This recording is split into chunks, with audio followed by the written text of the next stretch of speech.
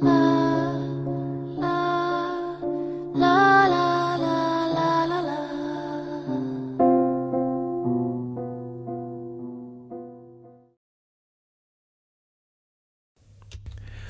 ¿qué tal? ¿Cómo se encuentran el día de hoy? Esperemos que se encuentren de la mejor manera. Estamos nuevamente con todos ustedes en una entrega más de historias de terror.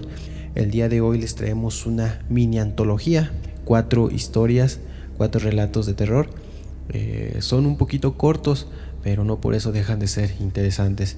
No queremos dejarlos fuera, así que decidimos juntarlos para traerlos en una sola entrega. Tratamos de llevarles siempre historias o relatos que sean un poquito largos, pero estos no quisimos dejarlos fuera, así que se los traemos para ustedes en un solo compilatorio especial de historias de terror. Así es que bueno, los dejamos con estas historias que nos hicieron llegar al canal. Son algunas historias populares y esperemos que les guste. La primera historia que traemos para ustedes es El ahorcado que esconde el Zócalo de la Ciudad de México. Muchos de ustedes ya conocerán esta historia y bueno, para los que no, aquí se las traemos. Los sucesos paranormales llaman la atención de muchos, y más cuando ocurren en lugares cotidianos, como la Plaza del Zócalo de la Ciudad de México, que alberga la leyenda del difunto ahorcado. Esta es la historia de un hombre que se hizo famoso por morir 3 veces, y data de la época de la colonia. Se cuenta que la mañana del domingo 7 de marzo de 1649, los alrededores del palacio del arzobispo fueron testigos de un hecho sin precedentes lleno de misterio.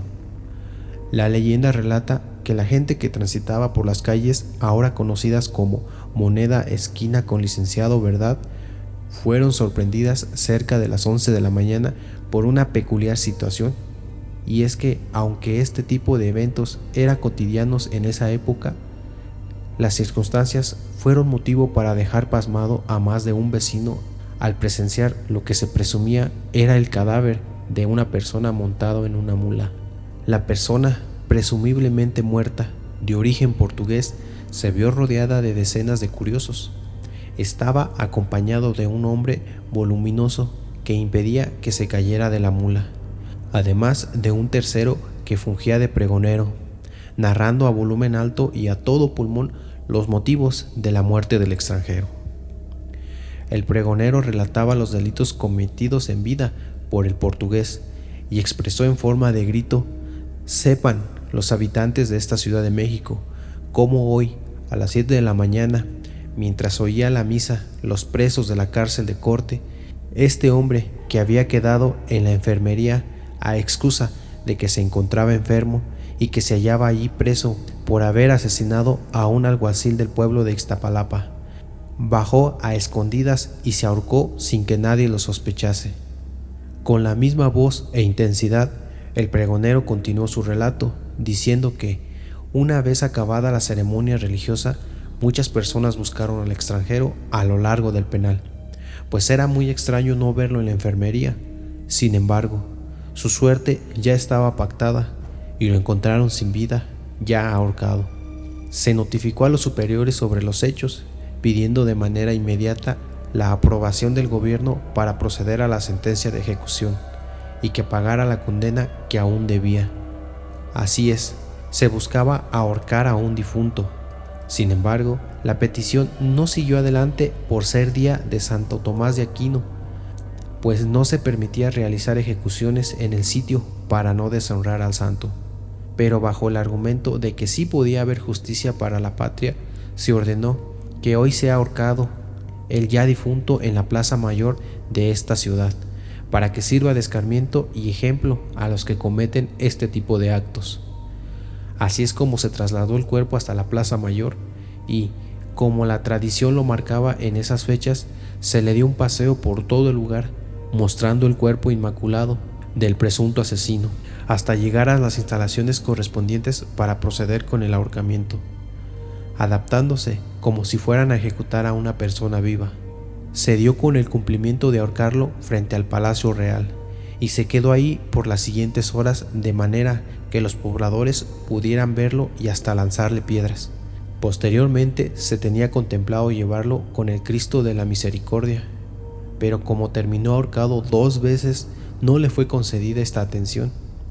Hasta aquí todo parece un relato inhumano, pero lo que erizó los pelos de los habitantes vino a continuación. Un fuerte viento hizo sonar las campanas de la iglesia. La ventisca hizo que las capas, sombreros y hasta los vestidos de los espectadores volaran y se movieran de manera brusca. Entonces comenzó a circular el rumor de que el ahorcado tenía un pacto con el diablo. Llenos de miedo por lo que podía sucederles, los ministros dieron la orden de llevar el cuerpo al pueblo de San Lázaro, y ahí fue donde terminó consumiéndose su tercera muerte, pues fue aventado a las aguas negras del lago. Mito o realidad, este tipo de sucesos secretos ocurridos en calles de la Ciudad de México siguen paseándose de generación en generación, y vale la pena conocerlos para entender un poco más la historia de nuestro país.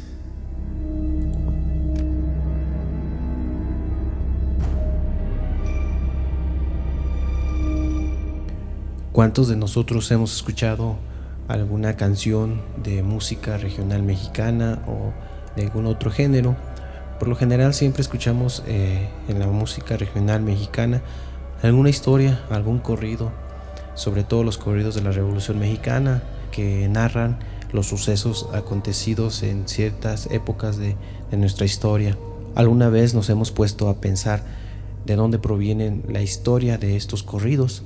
Si es verdad o es simplemente ficción.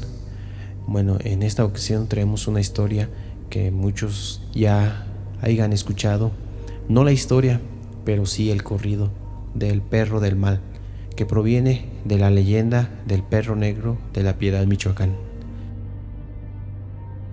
Este relato plasmado en versos trata de don Gilberto, llamado el Valiente, que era el propietario de aquel perro negro. Estos dos personajes vivían al otro lado de La Piedad, Michoacán, pero don Gilberto era de Apatzingán. El Valiente estaba enamorado de Lupe, la novia de Julián, un hombre adinerado que tenía la posibilidad de darle la mejor vida económica y estaba acostumbrado a mandar. Don Julián estaba enterado sobre los sentimientos de Gilberto y lo quería exterminar. Cuenta la leyenda, junto con el corrido, que era una noche oscura como el pelaje del perro. Llegó aquel adinerado hombre buscando a su rival. Entre coraje y venganza, el Valiente ya no volvió a despertar, pues don Julián lo asesinaría mientras dormía. Y el perro, al percatarse, lloró y emitió un aullido espeluznante, enojado ante tal acto que hizo don Julián. Despertó al Perro del Mal, pues decidió cobrar venganza de su amo, dándole a aquel hombre rico una muerte también. Al percatarse, todos los demás fueron a sepultarlos. Lupe cortó las mejores flores para aquellos dos hombres y les hizo un altar y se los llevó a la tumba del panteón municipal. El perro negro ya no sentía la misma energía sin su dueño, pues no quería ni comer ni dormir. Así es como murió ese gran guardián, entristecido con el tiempo y a la espera de don Gilberto. Esta canción fue tan famosa que hasta el momento vive en el corazón de muchos mexicanos, pues cantarla y contar esta historia es recordar a aquel cantante que relató una leyenda que quedó grabada en la mente de muchos. En el 2014 se filmó una película basada en esta leyenda en Tlaxcala, llamada El Perro Negro. En 2015, un sobrino del cantante, José Alfredo Jiménez, mandó a hacer una estatua justamente en aquel puente de la historia. Pero antes de eso, los pobladores le tenían un altar justo al pie del puente Cavadas de La Piedad, Michoacán, con sábanas blancas en representación de su dueño y su guardián.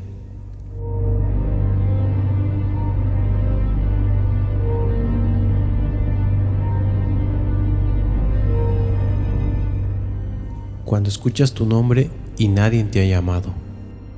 ¿Alguna vez has escuchado tu nombre claramente y al responder que no había nadie en todo el lugar?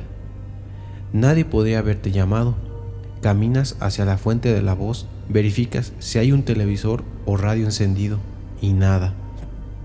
Si alguien llega en ese momento, le preguntas si te llamó y te responde: no, llegué ahora mismo. Tú vuelves a tu tarea, pero el cuerpo se te queda un poco frío y no puedes evitar sentir algo de miedo. Formas parte de miles de personas mentalmente equilibradas con el mundo que, sin estar bajo el influjo de medicamentos, alcohol o sustancias alucinógenas, tuvieron esa misma experiencia por al menos una vez en su vida. Esas personas afirman que alguien llamó a su nombre cuando se encontraban completamente solos, en la habitación o en la casa donde ocurrió, o la voz que escucharon fue tan fuerte que los despertó mientras dormían. Esas personas saben bien que no se lo imaginaron. Incluso hay casos en que 2 o más personas escucharon la misma voz al mismo tiempo. En otros tantos casos pudieron identificar a quién pertenecía la voz. Unas veces eran personas vivas, otras eran personas muertas y otras tenían una cualidad indescriptible que no pudieron identificar. ¿Por qué pasa esto? La mayoría son llamados de alerta para que dejemos lo que estamos haciendo y nos movamos de ese lugar como prevención de una situación de peligro o incomodidad. Pero ¿por qué nos llaman por nuestro nombre?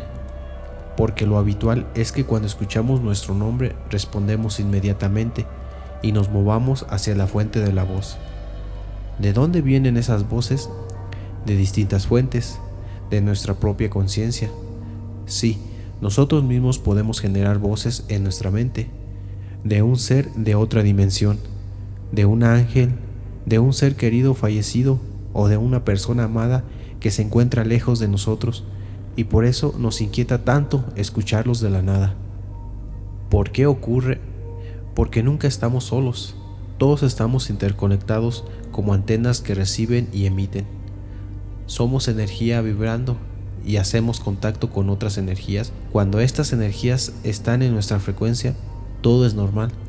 Pero cuando sintonizamos con energías en otras frecuencias, ahí se producen estos fenómenos que nos intriga tanto.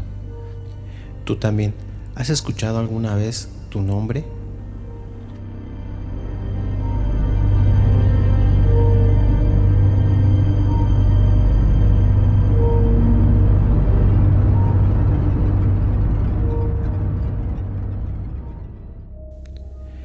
Bueno, ya hemos llegado al último relato de esta noche. Hemos decidido hacerlo de esta manera como para salir un poquito de la zona de confort. En futuras entregas trataremos de acomodarlos de acuerdo a su categoría, pero esperemos que les haya gustado. Los seguimos invitando para que nos sigan mandando sus historias, sus anécdotas personales. Les vamos a dejar aquí el correo y el Facebook para que nos manden sus historias. Los seguimos invitando también para que se suscriban al canal y compartan con sus amigos, con su familia, estos relatos que son para todos ustedes. Y bueno, vamos a pasar al último relato de la noche, que lleva por nombre La leyenda de la mujer errada. Cuenta la leyenda que entre los años 1670 y 1680, en la Ciudad de México, en una casa de Santo Domingo, vivía un clérigo eclesiástico que, según los pobladores, no era una persona honesta, ni mucho menos honrada. En la casa vivía con una mujer que, aunque no lo era, la trataba como si fuera su esposa. Cerca de ahí, por una calle que pasaba por una antigua universidad, existía una casa que era conocida como Casa del Pujavente, pues tenía grabado sobre la puerta principal un pujabante con unas tenazas entrecruzadas.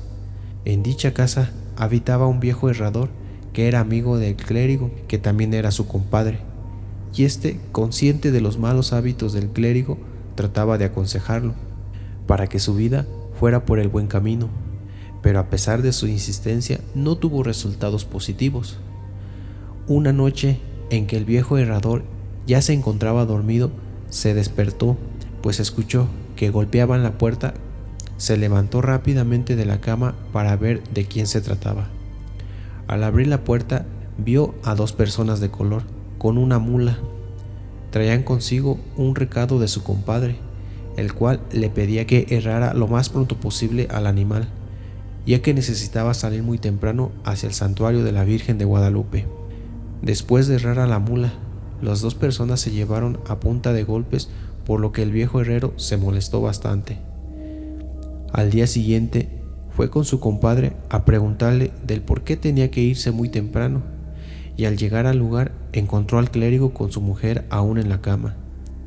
El herrero le dijo a su compadre que esas no eran horas de ir a su casa, que él ya se encontraba dormido. El compadre le dijo que él no había enviado a nadie y que tampoco tenía que salir temprano. Después de discutir un momento, el asunto llegó a la conclusión de que alguien les había jugado una broma. El clérigo intentó despertar a su mujer, pero no obtuvo respuesta. Movió el cuerpo de la mujer y sintió que estaba muy dura, algo tiesa. Checaron su respiración y se dieron cuenta que había fallecido. El herrero y el clérigo estaban muy espantados. Movieron las sábanas que la tapaban y quedaron aún más horrorizados, ya que la mujer tenía en sus manos las cerraduras y clavos que el viejo herrero le había puesto a la mula la noche anterior. Los compadres estaban seguros de que ese extraño acontecimiento sin duda había sido justicia divina, y que los dos hombres negros eran demonios que vinieron a la tierra desde el inframundo. Los dos compadres se apresuraron para avisarle al cura de la parroquia de Santa Catarina. Al regresar al hogar se dieron cuenta de que la mujer tenía en la boca un freno y en su cuerpo tenía marcas de golpes propiciados por los dos hombres negros. Se decidió enterrar a la mujer en el terreno de la misma casa donde vivía, y una vez que terminara la sepultura, el secreto se guardó entre los testigos. Dice la leyenda que ese día el clérigo, lleno de temor, juró por su vida que cambiaría sus hábitos. Las personas lo vieron salir de su casa y nadie volvió a saber de él.